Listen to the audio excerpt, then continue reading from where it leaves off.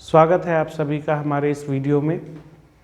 My dear students, dear brothers and sisters, सबसे पहले पिछले वीडियो में हुई गलती को सुधारने का प्रयास कर रहे हैं। कृपया ध्यान से सुनिएगा। पिछले वीडियो में हमारे मुंह से निकल गया था कि छायावाद के चार स्तंभों में, छायावाद के जो चार स्तंभ थे, जिसमें एक स्तंभ सुमित्रानंदन पंत, दूसरे स्तंभ जयशंकर प्रसाद,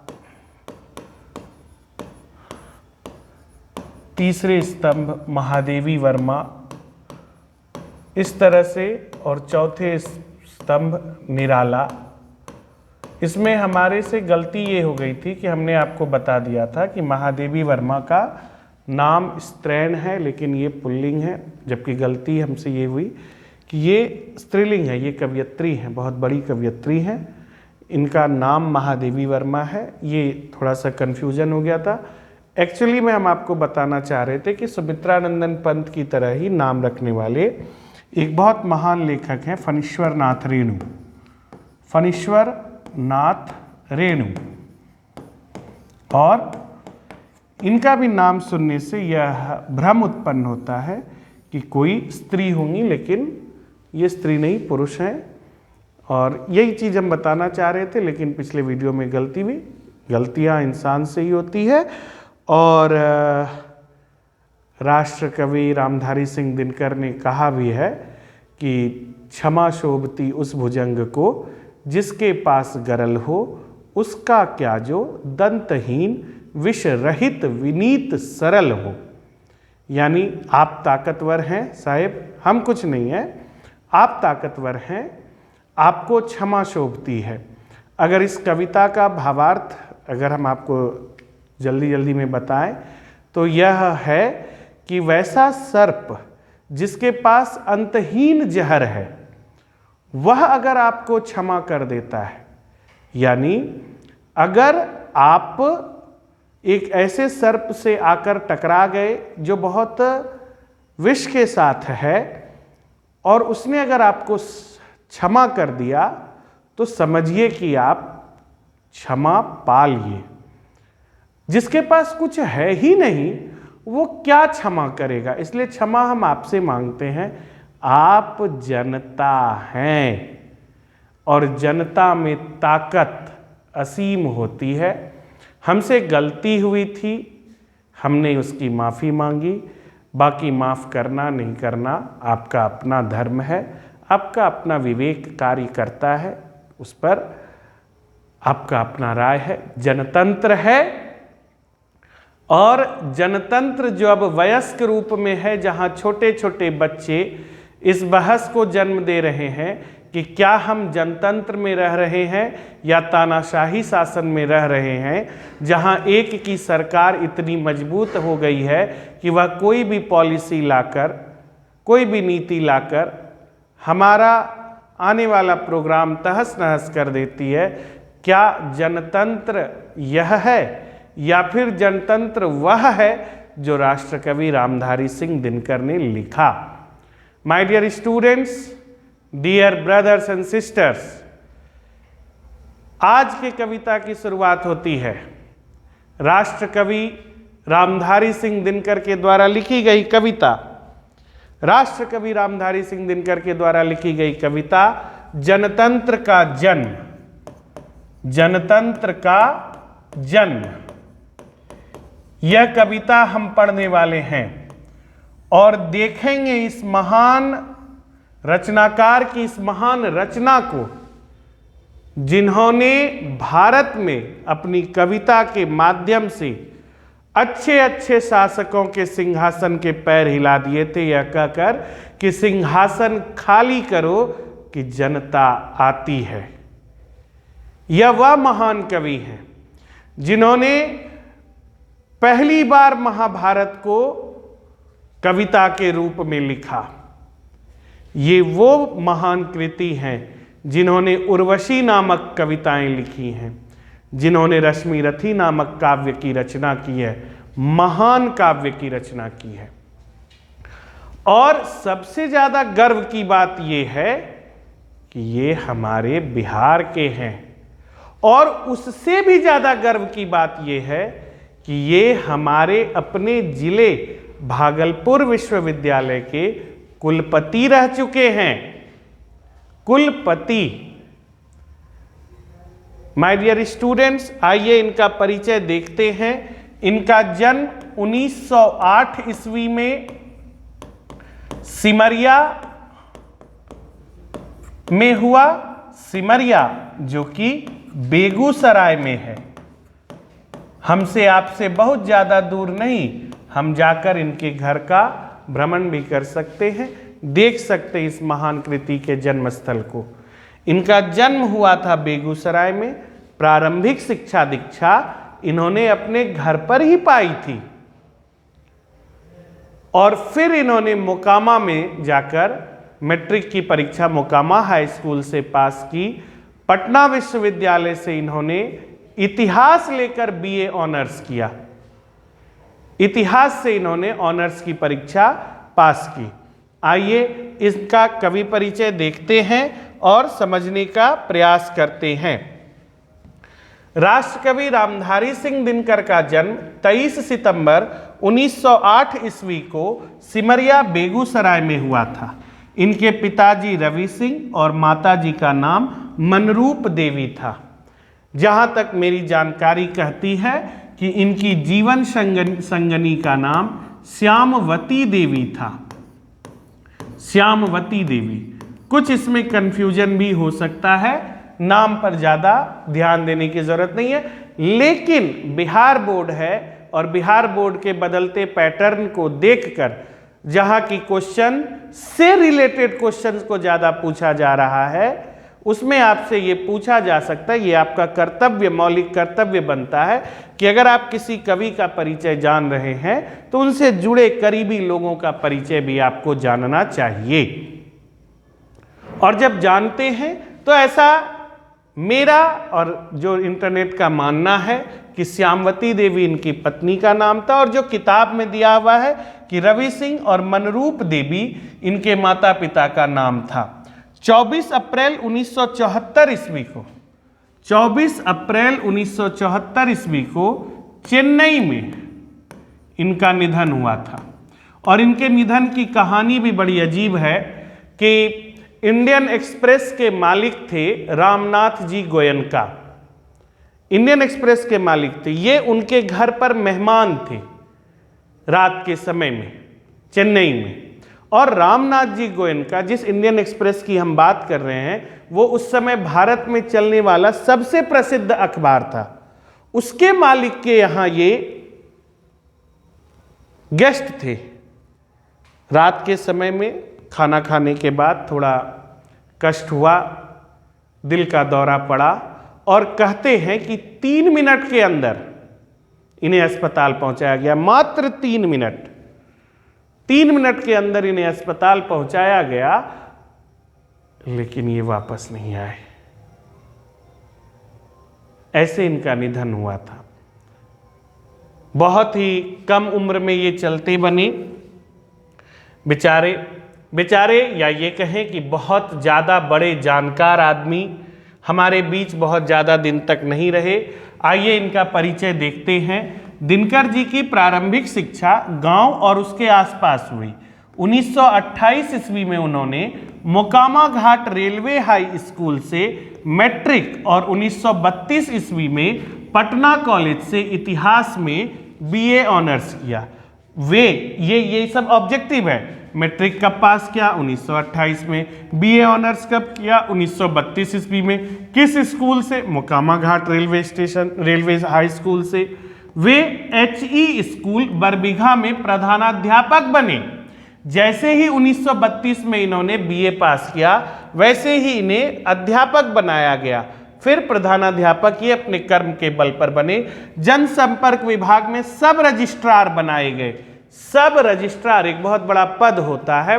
और फिर ये कहा जाता है कि राष्ट्रकवि रामधारी सिंह दिनकर की कविताएं स्वतंत्रता को लेकर थीं, और जो स्वतंत्रता को लेकर थीं तो अंग्रेज चाहते थे कि ये ज़्यादा कविताएं नहीं लिख सकें, इसलिए इनको एक मिठाई की तरह, जिस तरह बच्चे को मिठाई देकर चुप कराया जाता है, वही एक प्रयास था इनका सब रजिस्ट्रार में नियुक्त करना।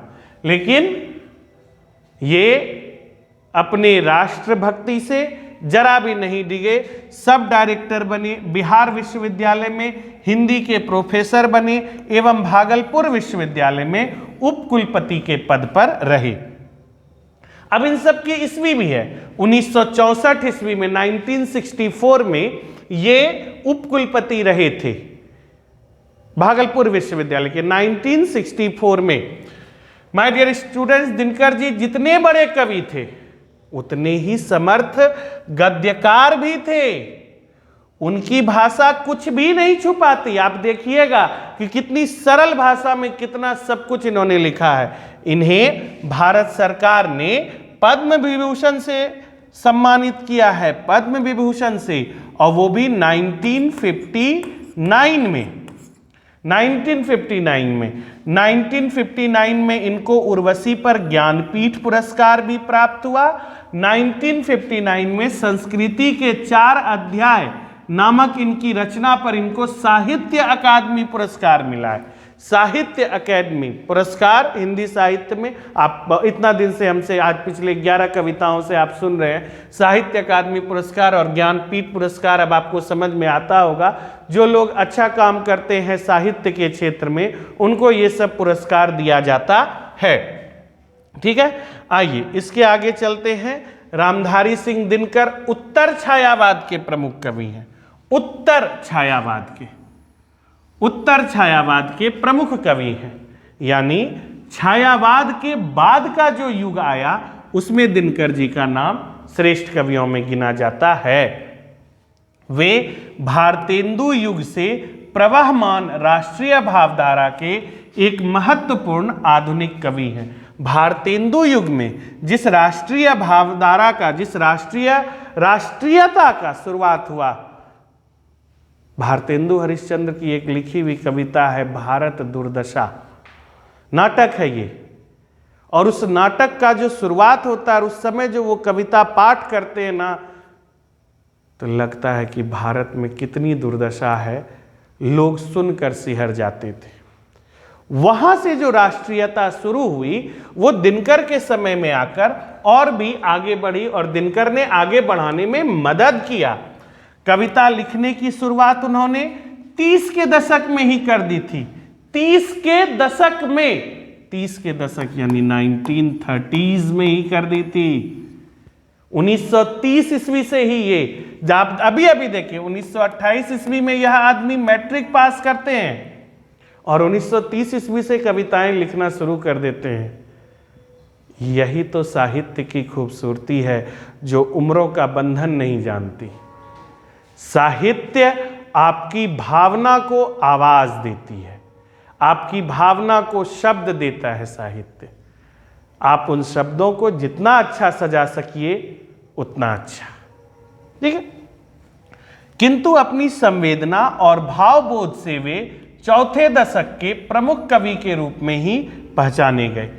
शुरुआत में उनको उतनी प्रसिद्धि नहीं मिली जितनी उनको बाद में मिली, ठीक है। इन्होंने प्रबंध काव्य, मुक्तक काव्य, गीत काव्य, प्रगीत काव्य, काव्य नाटक, अनेक काव्य शैलियों में रचनाएं की हैं, तभी तो ये राष्ट्रकवि हैं। इनका और भी रचनाएं हैं। राष्ट्रकवि दिनकर की प्रस्तुत कविता, आप जो यह कविता पढ़ने वाले हैं, यह आधुनिक भारत में जनतंत्र के उदय का जय घोष है। कितना खुश हुआ होगा यह आदमी, कितना खुश हुआ होगा। जिनकी कविता आप देखिएगा, कविता में लगेगा कि इतना खुश हैं ये कि भारत में जनतंत्र की स्थापना हो रही है। आखिरकार हम राजाओं के, मुगल वंशों के, अंग्रेजों की दासता को झेलते हुए आज अपना शासन स्थापित कर रहे हैं। हम कौन? हम जो आम जनता हैं। राष्ट्रकवि दिनकर की प्रस्तुत कविता आधुनिक भारत में जनतंत्र के उदय का जयघोष है। सदियों की देसी विदेशी पराधीनताओं के बाद स्वतंत्रता प्राप्ति हुई और भारत में जनतंत्र की प्राण प्रतिष्ठा हुई। जनतंत्र के ऐतिहासिक और राजनीतिक अभिप्रायों को कविता में उजागर करते हुए कवि यहाँ एक नवीन भारत का शिलान्यास सा करता है, जिसमें जनता ही स्वयं सिंहासन पर आरूढ़ होने को है। आरूढ़ होने को है का अर्थ होता है बैठने को है। इस कविता का ऐतिहासिक महत्व है। इस कविता का अपना ऐतिहासिक महत्व है। कहते हैं, ऐसा कहीं मैंने सुना था, मैं इसकी कोई पुष्टि नहीं करता, कि इस कविता को प्रधानमंत्री पंडित जवाहरलाल नेहरू के सामने सुनाया गया था। बड़ी अच्छी से सुनाया गया था और नेहरू जी ने भी इसकी बहुत तारीफ की थी। आइए इनकी रचनाएं सबसे पहले देखते हैं। इनकी प्रमुख रचनाएं हैं प्रणभंग, रेणुका, हुंकार, रसवंती, कुरुक्षेत्र, रश्मिरथी, नील कुसुम, उर्वशी, परशुराम की प्रतीक्षा, हारे को हरि नाम इत्यादि। और इन सब रचनाओं में से संस्कृति का जो 4 अध्याय है, इन पर इन्हें पुरस्कार मिला। कौन सा? 100 से संस्कृति के 4 अध्याय, 100 से साहित्य अकादमी पुरस्कार। उर्वशी पर इनको ज्ञानपीठ पुरस्कार मिला। रश्मिरथी एक ऐसी कविता का संग्रह है जिसमें पूरा महाभारत का वर्णन है। बहुत सारी चीज़ें हैं, आपने सुना ही होगा। हम लोगों के ज़माने में कक्षा 6 में यह कविता थी कि वर्षों तक वन में घूम घूम, बाधा विघ्नों को चूम चूम, सधूप घाम पानी पत्थर, पांडव आए कुछ और निखर, सौभाग्य न सब दिन सोता है, देखें आगे क्या होता है, मैत्री की राह बताने को, सबको सुमार्ग पर लाने को, भीषण विध्वंस बचाने को, भगवान हस्तिनापुर आए, पांडव का संदेशा लाए, दो न्याय अगर तो आधा दो, पर इसमें भी यदि बाधा हो तो दे दो केवल 5 ग्राम, रखो अपनी धरती तमाम। ये जो कृष्ण आते हैं पांडव का संदेश लेकर, उस पर आधारित ये रश्मिरथी का एक सर्ग है, एक अध्याय है, जिसे कृष्ण की चेतावनी के नाम से जाना जाता है। और वो चेतावनी इतिहास में बहुत बड़ी चेतावनी है कि अगर देना है तो आधा हिस्सा दो, नहीं भी दे सकते हो तो केवल 5 गांव दे दो, हम 5 भाई हैं, आराम से जी लेंगे।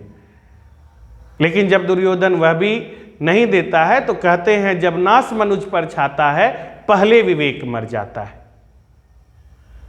यानी जब आप पर विनाश की लीला छाएगी तो सबसे पहला कोई चीज अगर काम करना बंद करेगा तो वो आपकी बुद्धि है।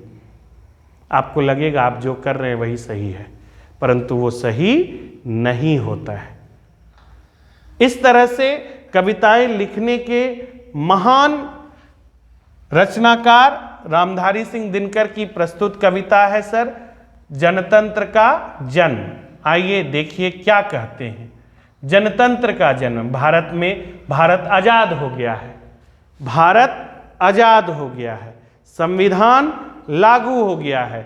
अब यह सबको समझ में आने लगा है कि हम अब वोट करेंगे और अपनी सरकार खुद बनाएंगे। ये वो चीज है। तो देखिए क्या कहते हैं। सदियों की ठंडी बुझी राख सुगबुगा उठी, सदियों की ठंडी बुझी राख सुगबुगा उठी, मिट्टी सोने का ताज पहन इठलाती है दो राह, समय के रथ का घर घर नाद सुनो, सिंहासन खाली करो कि जनता आती है। दो राह, दो राह, दो राह, दो राह का मतलब दो रास्ता नहीं, दो राह की हटो, रास्ता दो। दो राह, दो राह का मतलब दो रास्ता नहीं, दो राह का मतलब हटो, हटो हटो, रास्ता खाली करो, समय के रथ का घर घर नाद सुनो, समय का नाद सुनो, समय बदलता है, समय बदलता है, सिंहासन खाली करो कि जनता आती है। हटो ना, राजा महाराजा बादशाह सुल्तान हिंद और जो है सो कि सब लॉर्ड विलियम्स, जो भी माउंटबेटन, गवर्नर जनरल, ये सब हटो ना, हटो, तुम नहीं हो, हम हैं, हम जनता, हम जनता आ रहे हैं, सिंहासन जिस पर सदियों से तुम बैठे हो उसको खाली करो, क्योंकि सदियों की ठंडी बुझी राख सुगबुगा उठी। जैसे ही संविधान लागू हुआ वैसे ही लगा कि अब जनता मालिक है। मिट्टी, जिसको तुम मिट्टी तुच्छ समझते थे, पैर की जूती समझते थे आम जनता को, वह सोने का ताज पहन इठलाती है। अब वही तो मालिक है। एक वोट करेगी और आप खत्म हो जाइएगा। यही कहते हैं, मिट्टी सोने का ताज पहन इठलाती है। दो राह मतलब क्या? दूगो रास्ता नहीं, हटो ना, रास्ता दो, बहुत दिन से भीड़ में रखे हो। सिंहासन खाली करो कि जनता आती है। जनता प्रश्नवाचक चिन्ह, देखो देखो देखो, जनता प्रश्नवाचक चिन्ह है। जनता, कौन जनता?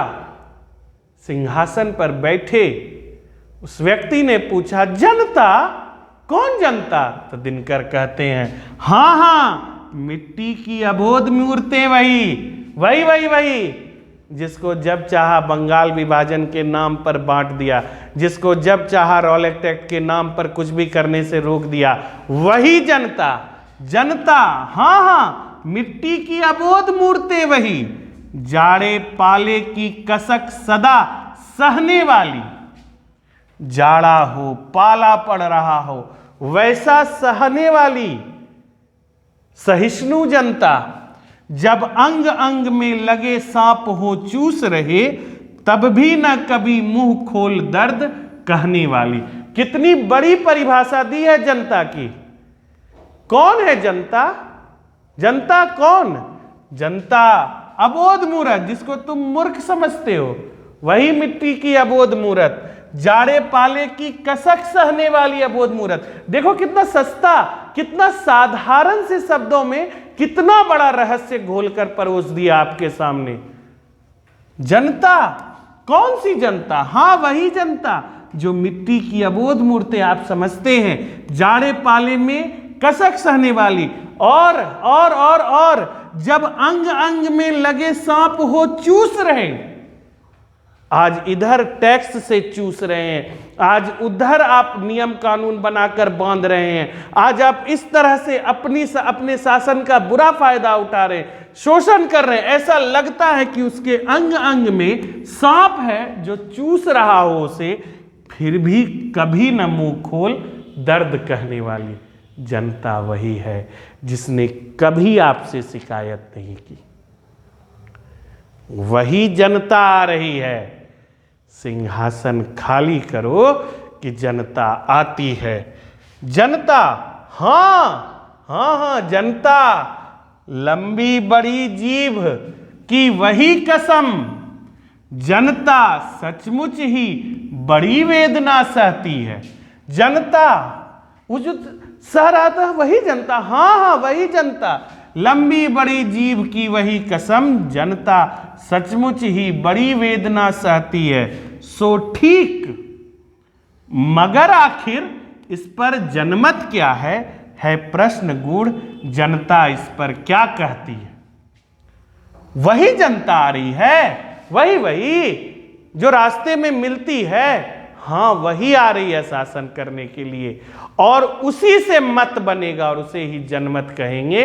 लेकिन ये जनमत क्या है? क्या जनता इस बात को समझती है? क्या जनता अपनी ताकत को समझती है? शासक ने प्रश्न पूछा। क्या जनता अपनी ताकत को समझती है प्रश्न गूढ़, बहुत बड़ा प्रश्न है। जनता इस पर क्या कहती है? क्या जनता जनमत को समझती है? जनता इस पर क्या कहती है? मानो जनता हो फूल जिसे एहसास नहीं, जब चाहो तभी उतार सजा लो दोनों में। दोनों का मतलब नॉट बोथ, दोनों का मतलब कटोरा, दोना। मानो जनता हो फूल जिसे एहसास नहीं, जब चाहो तभी उतार सजा लो दोनों में, अथवा कोई दुधमुही जिसे बहलाने के जंतर मंतर सीमित हो चार खिलौनों में। दिनकर साहब जवाब देते हैं, क्या समझते हैं आप जनता को? शासक ने प्रश्न पूछा, पहली बार प्रश्न पूछा, जनता। यहां शासक ने प्रश्न पूछा, दिनकर जी किसके लिए बोल रहे हैं सिंहासन खाली करो कि जनता आती है? कौन है जनता? तो दिनकर जी ने जवाब दिया, मिट्टी की अबोध मूर्तें हैं, आपके सारे दर्द को सहने पर भी मुंह खोलकर दर्द नहीं कहती है, वो जनता है। तब फिर शासक ने प्रश्न पूछा, जनता समझ रही है?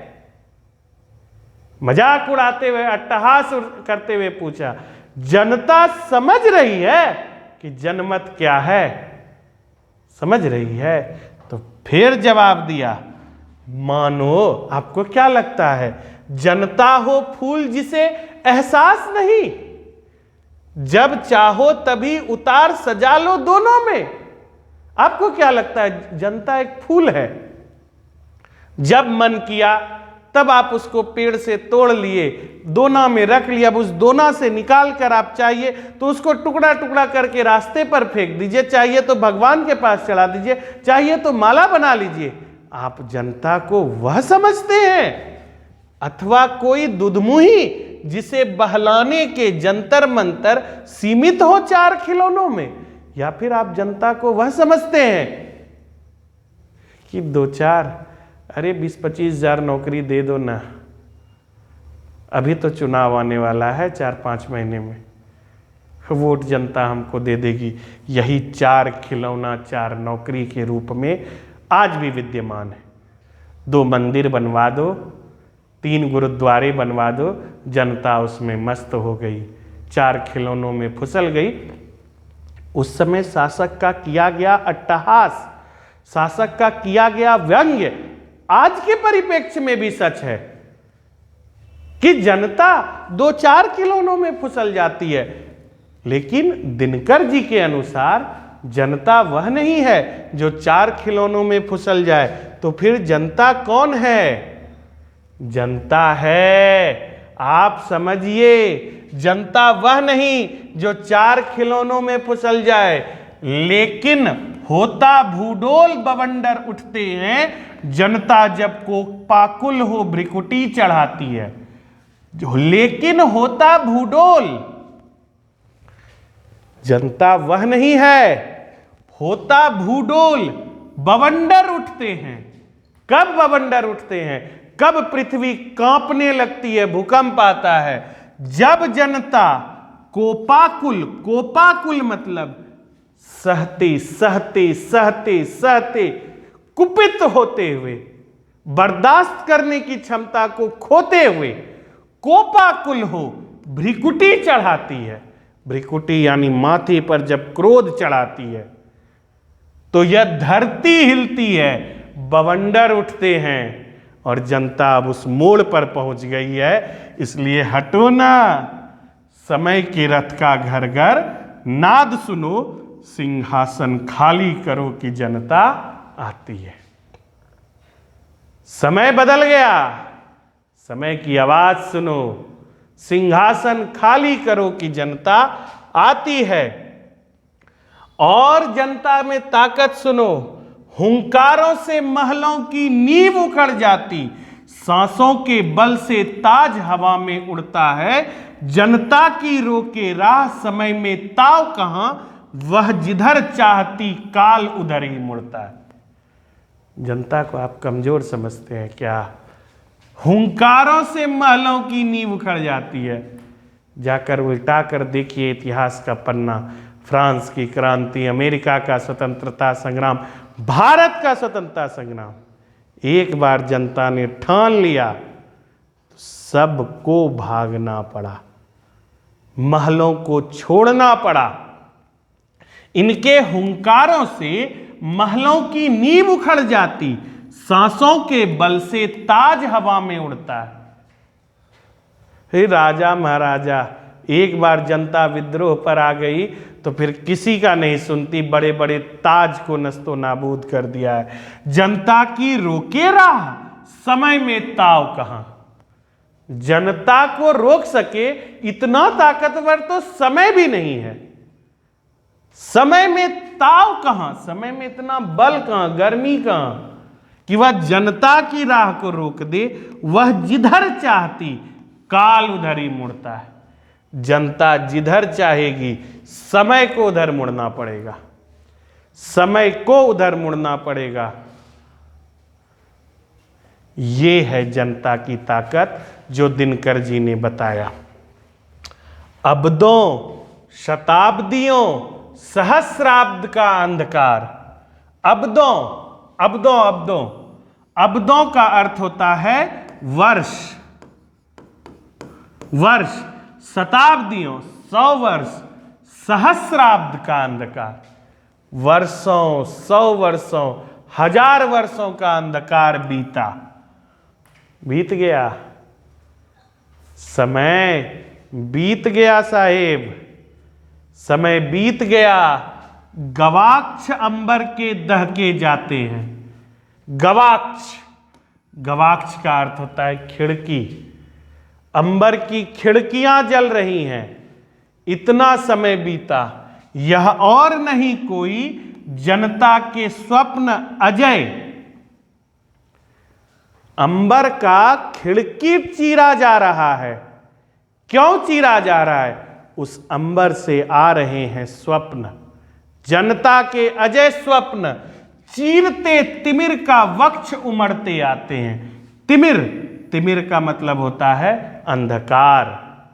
चीरते तिमिर का वक्ष उमड़ते आते हैं। अंधकार को चीरते हुए आजादी का स्वप्न लिए जनता के स्वप्न अंबर से आ रहे हैं। वहां की खिड़कियां जल रही हैं। समय बीत चुका, समय बीत चुका। अब कुछ नहीं, अब जो है वह जनता ही है। सबसे विराट जनतंत्र जगत का आ पहुंचा। सबसे विराट जनतंत्र जगत का आ पहुंचा। 33 कोटि हित सिंहासन तैयार करो। सबसे विराट, सबसे बड़ा जनतंत्र आ गया। भारत आजाद हो गया, सबसे बड़ा जनतंत्र आ गया। 33 कोटि, देखो भावना में बहते हुए सरकार को और यहां के शासक को चुनौती दे रहे हैं कि 1, 2 और 542, 543 सीटें क्या बोल रहे हैं। 33 कोटि सिंहासन तैयार कीजिए ना। 33 कोटि यानी 33 करोड़ सिंहासन तैयार करो।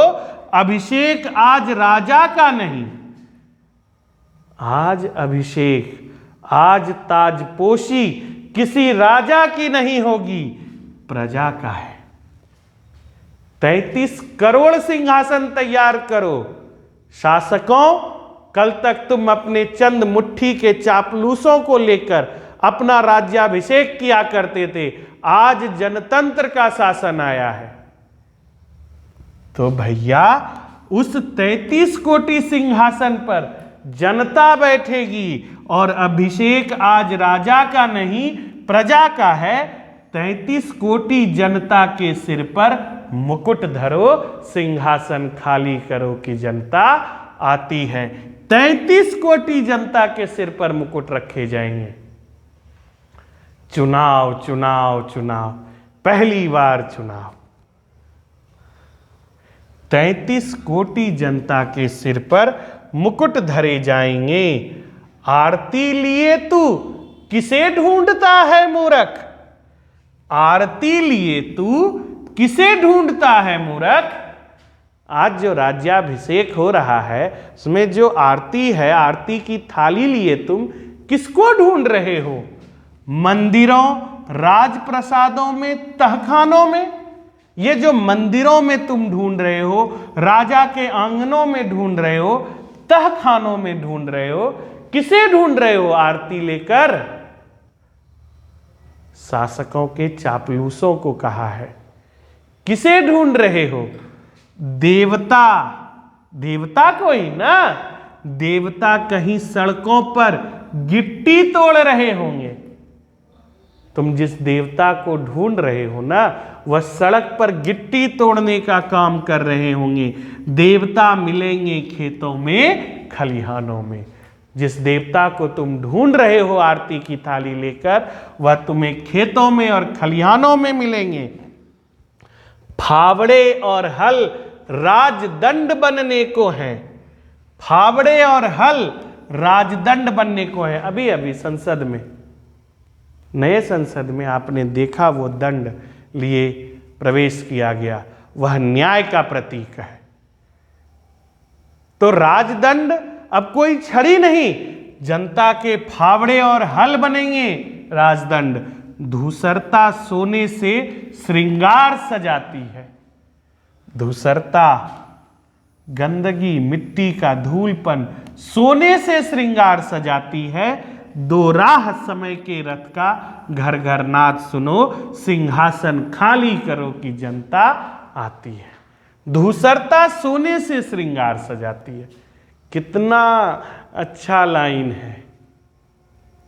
कल तक जिसे धूल में लपेटा हुआ अनपढ़ जाहिल कहा जाता था, आज वही जनता शासकों की मालकिन बन बैठी है।